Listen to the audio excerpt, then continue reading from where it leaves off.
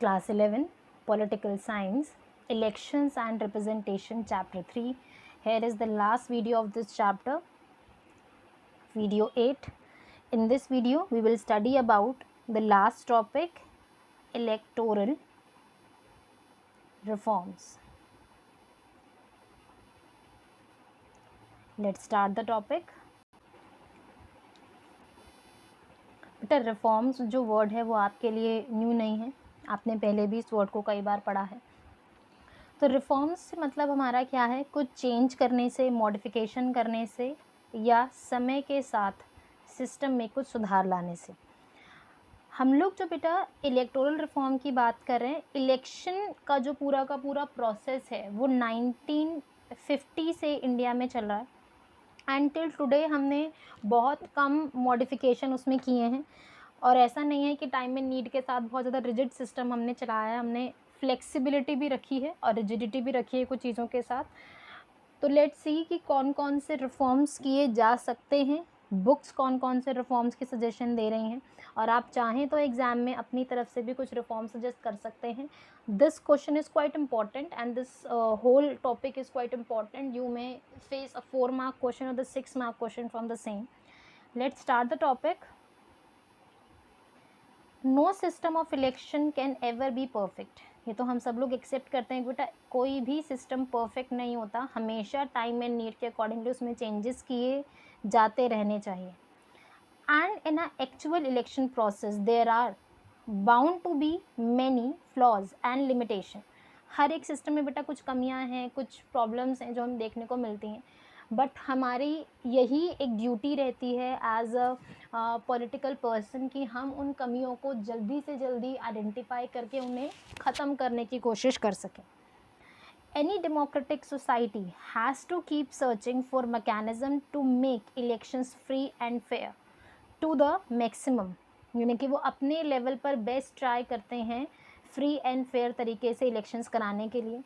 With the acceptance of the adult suffrage, यानी कि right to vote without any kind of discrimination, freedom to contest elections, हर class, caste, community, place of birth, language के लोगों के साथ बिना किसी डिस्क्रिमिनेशन के इलेक्शंस में कंटेस्ट करने की पावर दी जाती है. And the establishment of an independent election commission, which means to say a commission is not bound to listen and to work according to the legislature, executive or the president. India has tried to make election process free and fair to make it more democratic. However, the experience of the last 55 years, basically now it is more than 70 years, has give rise to many suggestions. अब बेटा इन सभी time period के बाद हमें ये देखने को मिलता है कि बहुत सारे सजेशंस हमारे पास है जो कि हमें प्रैक्टिस करने चाहिए. And for reforming the election system, the election commission, political parties, various independent groups and the many scholars, those are studying the political system from last many years, have come up with the proposal of electoral reforms. उनकी तरफ suggestions हैं कि भैया हमें कुछ हद तक system के अंदर चेंजेस लेकर आने चाहिए.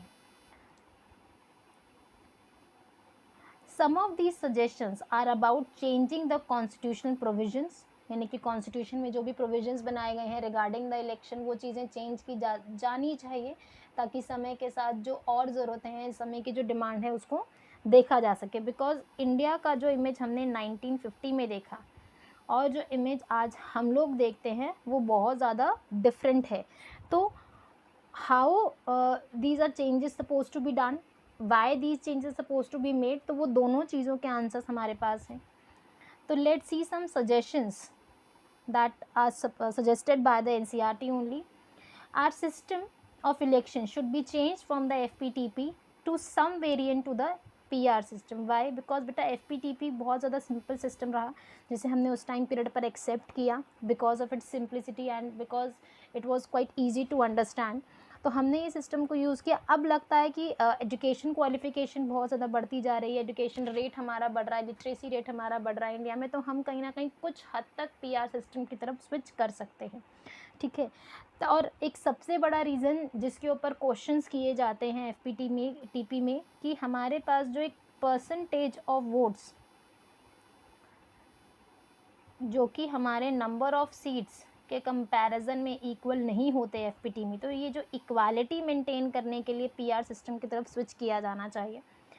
नेक्स्ट सजेशन है that there should be special provision to ensure at least 1/3 seats are suppose to be reserved in the parliament and the assembly as well, and which we have done.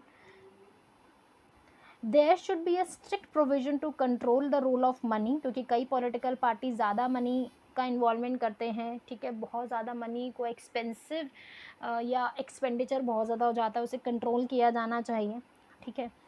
तो the election expenses should be paid by the government out of the special fund, ताकि किसी भी political party को बहुत ज़्यादा पैसे खर्च करने की परमिशन बेसिकली ना मिल पाए।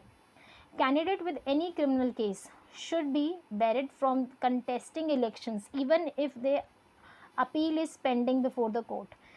हम लोग बेटा थर्ड पॉइंट में ये कहते हैं अब तक कि अगर किसी पर्सन के अगेंस्ट क्रिमिनल केस फाइल्ड है और अब तक जजमेंट नहीं आया है, क्योंकि जब तक जजमेंट नहीं आया तो आप उसे क्रिमिनल नहीं कह सकते, तो हम लोग ये मान के चलते हैं कि जब तक जजमेंट ना आए तब तक वो क्लियर केस है, हम उसे क्योंकि क्रिमिनल कह ही नहीं सकते।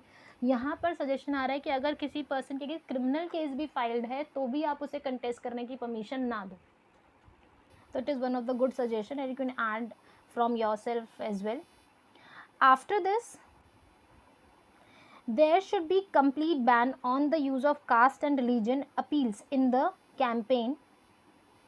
किसी भी तरीके का इस्तेमाल ना किया जाए, अभी भी नहीं होता। अगर किसी को भी कोई भी एविडेंसेस मिलते हैं, ठीक है, तो हम लोग उसके अगेंस्ट एफआईआर कर सकते हैं। Next is there should be a law to regulate the functioning of the political parties and to ensure that they function in a transparent and democratic manner। बेटा ये इम्पॉर्टेंट है, क्योंकि बेटा हम लोग जब पॉलिटिकल पार्टीज़ जब सिस्टम में आती हैं तो we use to say that कि they are suppose to work in a transparent manner, कुछ भी हाइड ना हो, सब कुछ जनता के सामने साफ साफ किया जाना चाहिए, हर चीज़ की डिटेल जनता को पता होनी चाहिए और फ्री और फेयर मैनर में डेमोक्रेटिक तरीके से काम किया जाए।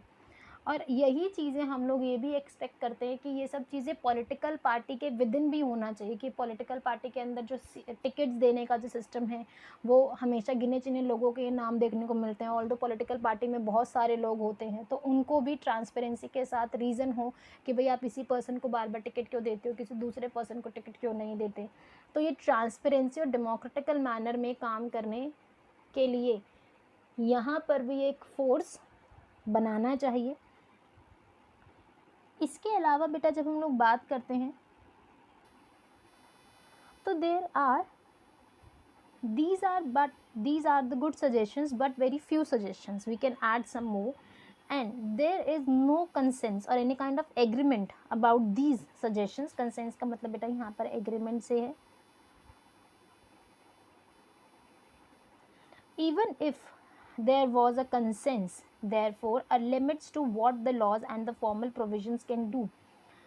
Fair and free elections can be held only if the candidate, the party and those who are involved in the election process agree to abide them and in the spite of the democratical competition. और बेटा हमारे India में हम लोग free and fair elections इसीलिए conduct करवा सकते हैं और करवा पा रहे हैं कि जो पॉलिटिकल पार्टीज़ हैं या जो कैंडिडेट्स हैं या वो कोई भी पर्सन जो कि इस इलेक्शन के पूरे प्रोसेस में साथ देता है, इन्वॉल्वमेंट रखता है, वो उसे फ्री एंड फेयर तरीके से फॉलो करते हैं। तो हमारे लिए ये बहुत इंपॉर्टेंट है कि सभी लोग बहुत ध्यान से और बहुत ज़्यादा रिस्पेक्टफुली इस पूरे सिस्टम को फॉलो करें। Apart from the legal reform there are two other ways to ensure the elections reflect the expectations and democratic aspirations of the people। Basically बेटा हम यहाँ पर एक चीज़ की बात करते हैं कि जब भी आप रिफॉर्म्स की बात कर रहे हो तो रिफॉर्म्स दो साइड से आने चाहिए। एक तो हम कह रहे हैं कि भैया सिस्टम में बदलाव किए जाएं, दूसरा हम कह रहे हैं कि जो हमारी आम जनता है वो भी तो अपनी तरफ से कुछ बदलाव करे।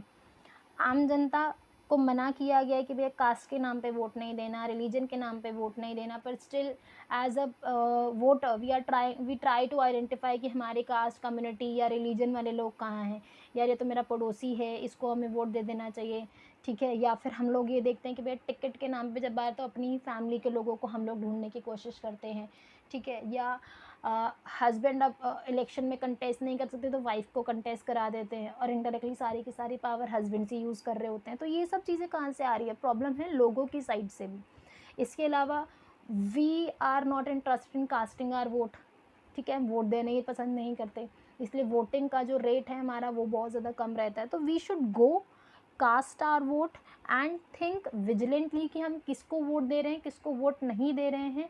कई बार हम लोग फेवरेटिज्म में इतना ज़्यादा घुस जाता है कि दूसरा कैंडिडेट भी ज़्यादा क्वालिफाइड है, he will work in a more efficient manner, हम उसकी तरफ ध्यान ही नहीं देते। क्यों? क्योंकि यार ये बंदा तो मेरी कास्ट कम्युनिटी का, ये ज़्यादा अच्छे से काम, या फिर इसको मैं वोट देता हूँ बिना सोचे समझे। तो यहाँ पर लोगों की तरफ से भी सजेशंस या रिफॉर्म्स की ज़रूरत हमें देखने को मिलती है। That's why we want that people themselves have to be more very vigilant and quite very active while casting their vote. And but there are limits to the extent which ordinary people can engage in a politics on the regular basis. पर ये भी देखा जाता है कि लोग बहुत ज़्यादा इन्वॉल्व भी नहीं होते पॉलिटिक्स में, because for them politics is a very dirty game and we used to see the dirty side of the politics.